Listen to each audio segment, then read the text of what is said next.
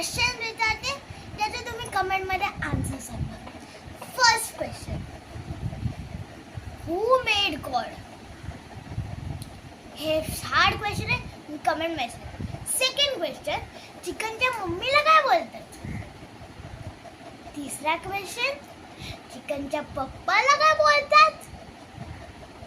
चौथा क्वेश्चन, जपानमध्ये खूप गर्दी होती, मीन्स खूप ट्रॅफिक होतं, तर तिथे सगळे लोक ब्रेड घेऊन थांबलेली का? आणि फिफ्थ क्वेश्चन, आता सांगा अल्लू अर्जुन आणि समोस्यामध्ये काय सिमॅरिटी आहे? तुम्ही हे सगळं आन्सर मला कमेंट बॉक्समध्ये सांगा.